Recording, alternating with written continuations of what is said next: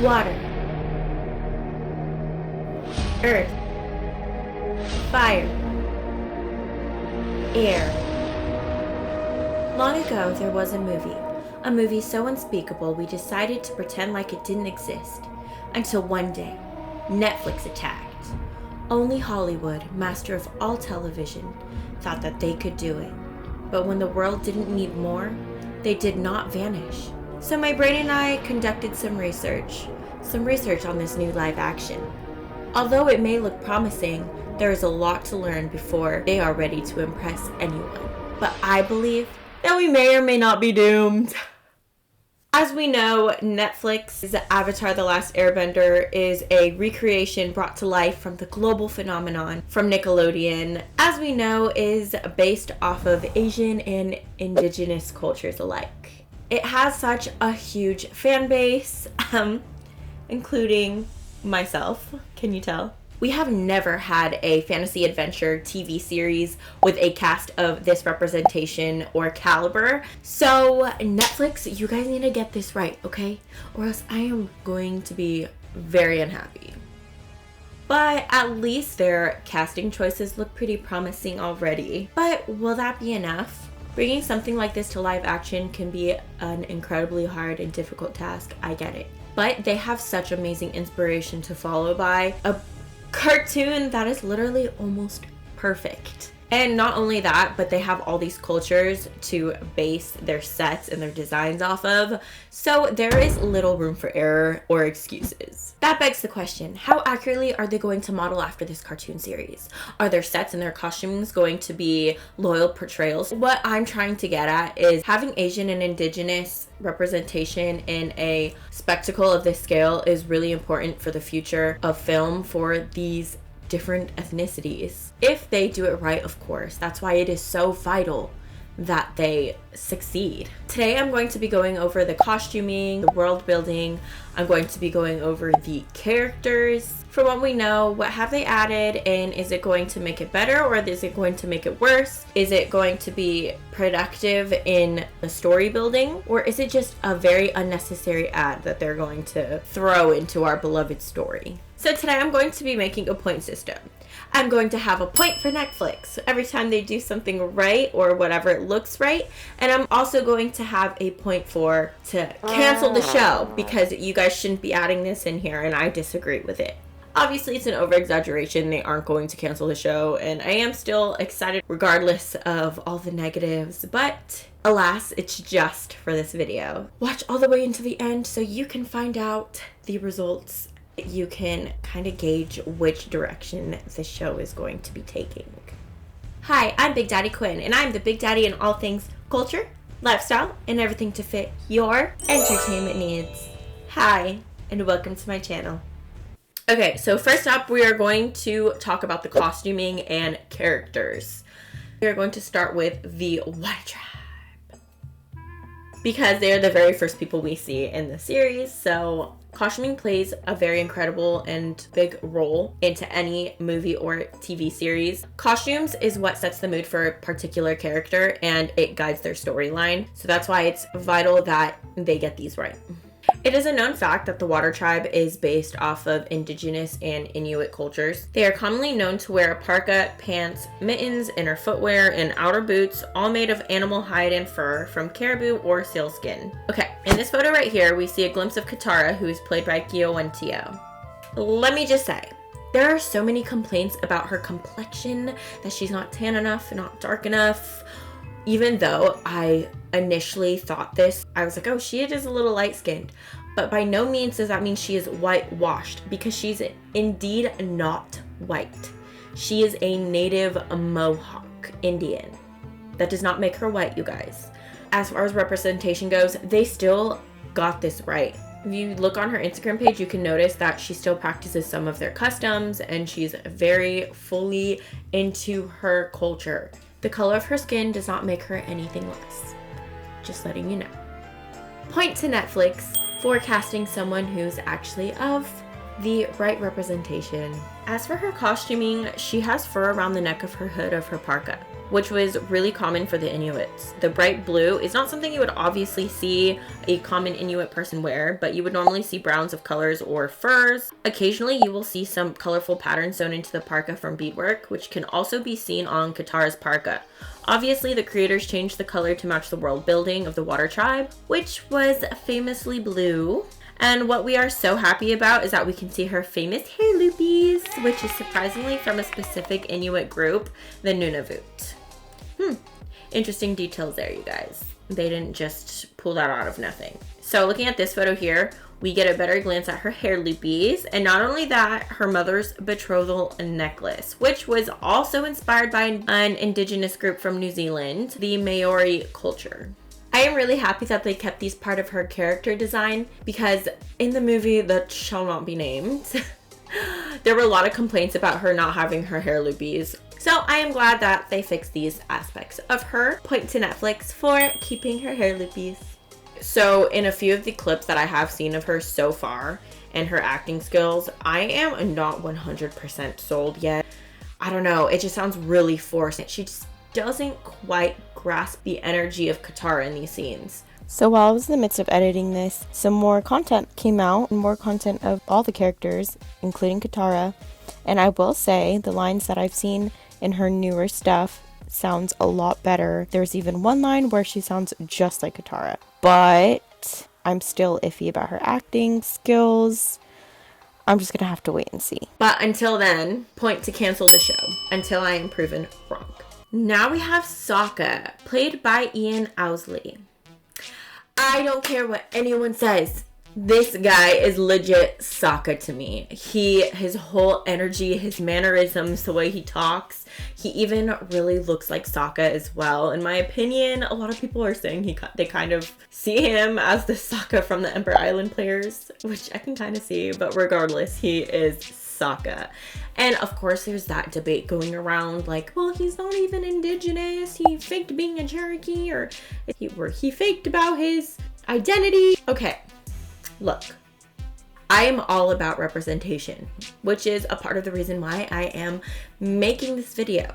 But it is hard to say unless we have an actual DNA test to see if he is indigenous or not. And he very well could be. He doesn't look just straight white. He definitely looks like he could have a little pinch of something in there, okay? And as long as he looks and acts the part, I rather have that than someone who is completely full-on indigenous and doesn't embody Sokka's character at all. He really takes comedy seriously and Sokka's comedy nonetheless, and that's all I could ever ask for. We don't want yet another dry, cut, humorless Sokka. Okay, everybody can help. Yeah, we don't need another one of those. With that being said, I'm giving a point to Netflix.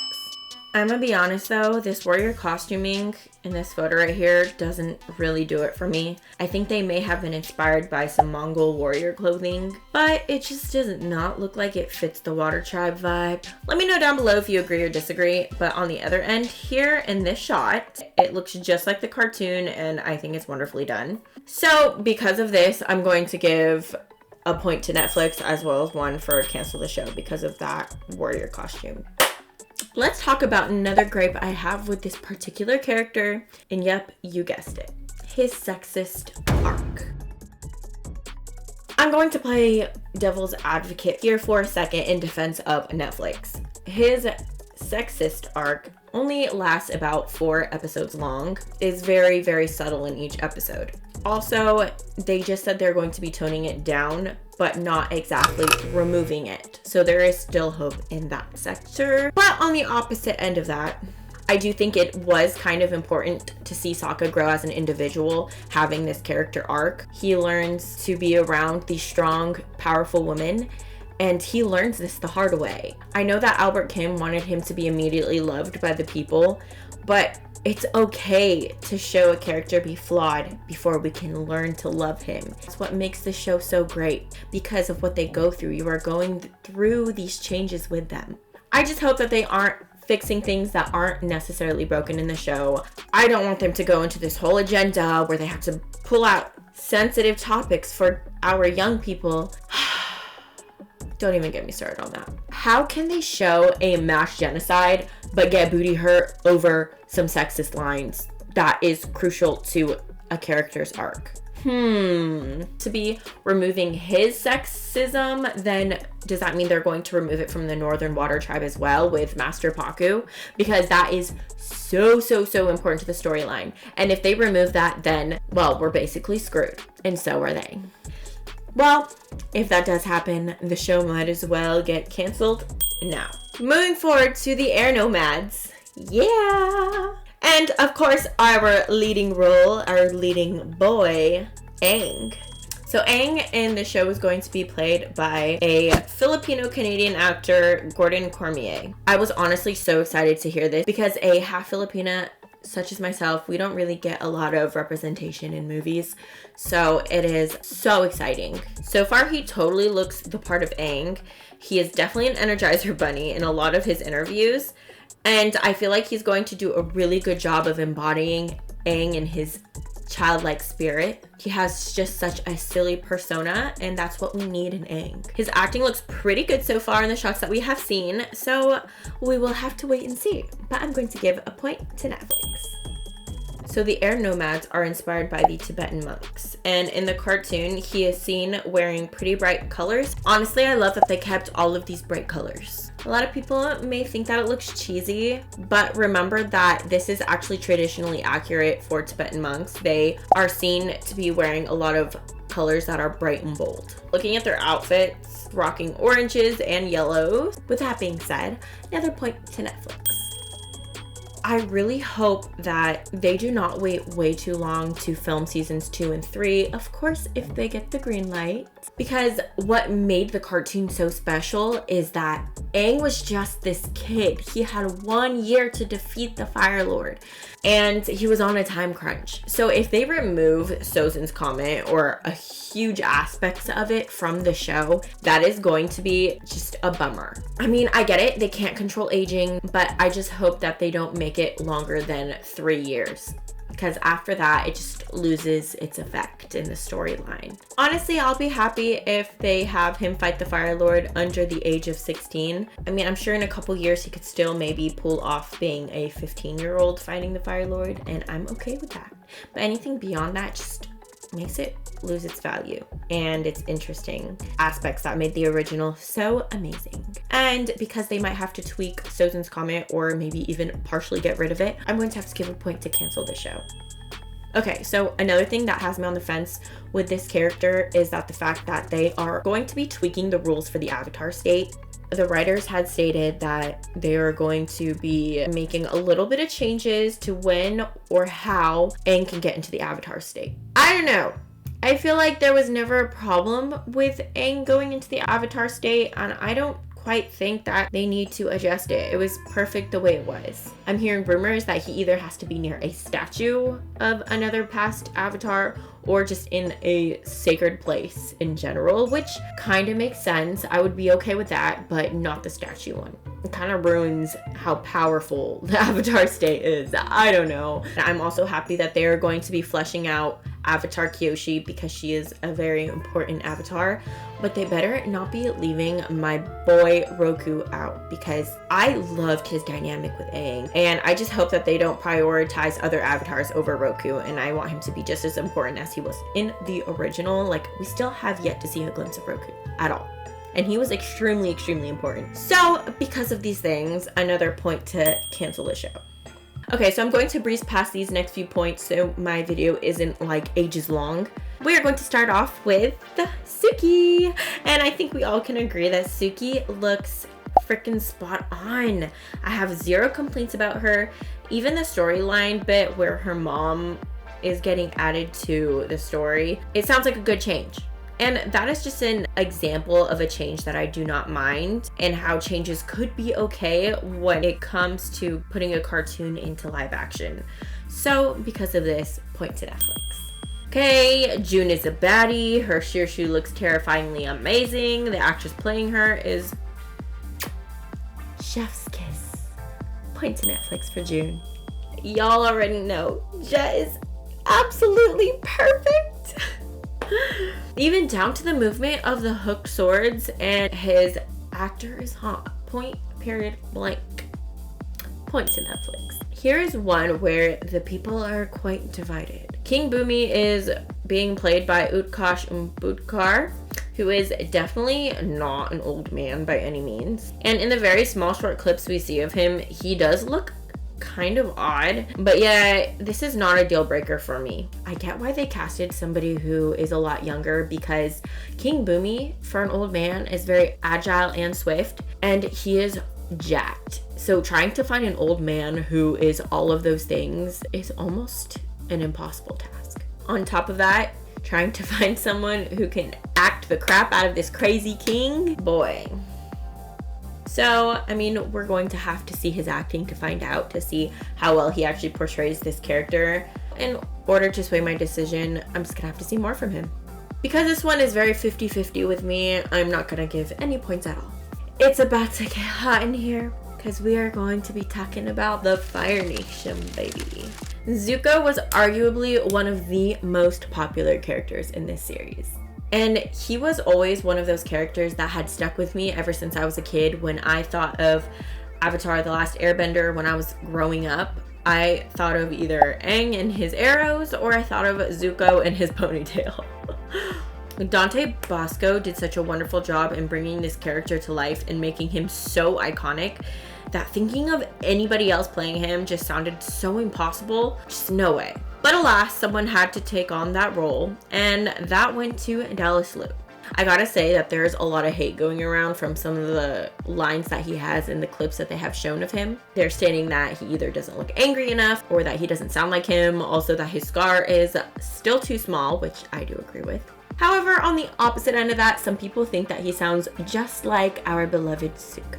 I don't think anybody is ever going to replicate Dante Bosco and his iconic voice, but someone who can play a hot-headed, angry, miserable teenager who's on the search for his destiny, yeah, I mean, that shouldn't be as hard. This character seems like he could actually pull it off. However, I do agree that some of the clips that we have seen of him, he does look a little more sad than he looks angry. I'm gonna have to just see a little bit more from this actor, that's for sure. But the very big plus side too is that he has a background in martial arts. And I am so glad that they hired a bunch of these actors and actresses who actually had training on martial arts training, because it is so vital into the world of bending and to make everything feel more realistic. So that is a win for me. So that is a point to Netflix for the martial arts aspect. Also, it is known that the cast went through an intensive 5 or 6 week bending boot camp before they played the role, and they had to practice every single bending style, regardless whether or not it was their style. It is so incredibly amazing to me. So another point for that aspect. Plus, all the bending we've seen so far looks pretty effing dope. However, I'm not going to give any points on his acting, because that part I am still just very unsure. Alright, now we're going to our favorite tea-loving uncle, and that is Uncle Iroh. In this shot, we see Uncle Iroh, no comments, no notes. The actor Appa is perfect. He is a comedian and an actor, which is exactly what we need for Uncle Iroh. Well done. Point to Netflix. Alright, here's another one we can all, or most of us, agree on, and that this one is a very unsure casting choice. I mean, the actress is played by Elizabeth Yu. She seems like a really sweet girl, and that's just it, a sweet girl. I mean, come on, Azula is a very sharp character whose eyes can pierce you through the soul with her menacing smirk, because it's so sharp. I just butchered that, but whatever. I have yet to see a single thing from this actress replicating Azula and her iconic just character, her persona. Don't get me wrong, she looked pretty good in that one clip from the teaser trailer that they released with her, the fire in her eyes. She looked a tiny bit menacing there, but not quite. Also, the argument is that, oh, well, she's supposed to depict a child, that's why she can't really, you know, blah, blah, blah, blah. Doesn't matter. I've seen some crazy young kiddos play some really creepy characters or something very unchildlike. So that's not an excuse. I'm just not sold on her character yet, but who knows? She could be the best actress in the whole entire world and just flip a switch, because that's what an actress does. They play a character that they really aren't. But I'm gonna say this now. If her Azula impersonation just doesn't hit the mark, it'll ruin the whole show, period. She is a huge antagonist and one of the most iconic. I'm sorry, Lizzie, just don't F it up. So that is a point for cancel the show. It's the big, it's the powerful, it's the Fire Daddy. Daddy, what? Daddy who? Sorry, Daddy. Huh? Hey, Daniel Day Kim, I'm a big daddy too. Okay, all jokes aside, this character is so perfect. He is definition of perfect. He looks like he just got pulled right out of the cartoon with his cheekbones and his jawline and everything. Point to Netflix. All the way. Great casting choice. As far as the costuming go for the Fire Nation characters, I know that the Fire Nation is supposed to be taking inspiration from Imperial Japan, which they do a really good job at modeling after. I think the costumes look absolutely incredible. I love the red and the detailing on the sleeves of some of their outfits. Definitely some of my favorite costumes from the sets. Point to Netflix because they have great costuming. Okay, now that we got the characters and the costuming out of the way, let's look at the world building and sets that they have released and that we have seen from trailers and content. The Water Tribe portions look absolutely incredible. The opening scene where Aang comes out of the ice just gave me absolute chills. And looking at all the huts in what seems to be the Southern Water Tribe are very reminiscent of towns from Inuit and Arctic indigenous tribes. But because of the accuracy there and how great everything looks, it just looks like a hustling little village. I'm going to give a point to Netflix. Moving on to the Southern Air Temple, it does not really look like the cartoon. I was confused as to where it was when I first saw it. I didn't really know how I felt about how it looked until I saw the shot of the ruins and it looked absolutely amazing. I believe this to be a positive change because it feels more realistic than the cartoons version of the Southern Air Temple, so that I will give another point to Netflix. Next city on our list is Omashu. Omashu looks so stunning. I couldn't believe it when I saw it for the first time. It looks just accurate. Point to Netflix. Okay, let's address another elephant in the room, one that has been addressed many times, and that is the original creators, Mike and Brian, leaving the show over creative differences. I really do wonder the whole reasoning behind why they left, and a lot of us are really asking this question. It could be a handful of different things. Okay, phone, shush. It could be a handful of different things, but we probably won't know the actual reason until much later on. I mean, the reason why the One Piece adaptation was so successful is because they had the original creator help make the whole entire thing flow and work. We can't say the same for this series at all, but there's a huge but in what I'm about to say. Okay, so here is a few arguments as to why this is not a big deal at all. This is that they were not the only ones who made Avatar: The Last Airbender what it was. They were actually not even the head writers for the show. A man named Aaron Ehas, I don't even know if I'm saying his name right. He was actually the head writer of the show, and he is a huge reason as to why it was so successful. And we can see a difference in their writing when he is there versus when he is not there. I mean, just comparing Legend of Korra. Okay, Legend of Korra fans, do not come at me. Okay, this is my opinion. Before you respond, watch the video down below where someone gives a really long in-depth reason why Legend of Korra was not all that. Anywho, you can see that Avatar: The Last Airbender was almost perfect. It was a masterpiece. It just flowed seamlessly from beginning to end. And Aaron was not present for one of them. And as we know, it was the second one that he was not present for. Another rumor going around was that the creators themselves were the ones who wanted to change the whole entire storyline of Avatar: The Last Airbender. Like, they wanted to add stuff in there that they originally never got to put into the series.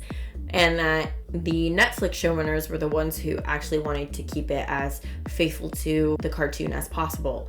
So there's just a lot of different rumors circulating. So we cannot base off of them leaving being a whole total deal breaker. We don't know if it was a deal breaker because we don't know why they left. So for that, I'm not going to give a point to either Netflix or cancel the show. Okay, so here is our final tally. And it is a clear winner that Netflix wins. Woo! That means maybe they won't get canceled after all.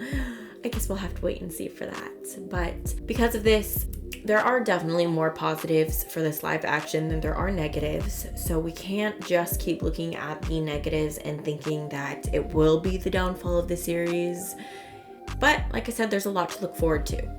So with that being said, I honestly think that this show has so much potential, and there's only one way to find out, and that is on February 22nd. And we are so close, you guys. So we can officially judge it then. But for the sake of those who are being represented in this and the culture that they embody, I really hope that this is a success. And not only for them, but for the fans. There are so many super fans of the show, and we want to see it finally get justice. We don't need another really bad remake. Come on, Netflix, y'all had a big budget for this. Don't F up now. So I'm rooting on their success. Anyway, that is it for today. If you guys enjoyed this video and want more like this, or have anything you want to add, or something you agree or don't agree with, you know where the comment section is. Well, that's it for today, folks. Goodbye, my fellow travelers, and Big Daddy's out.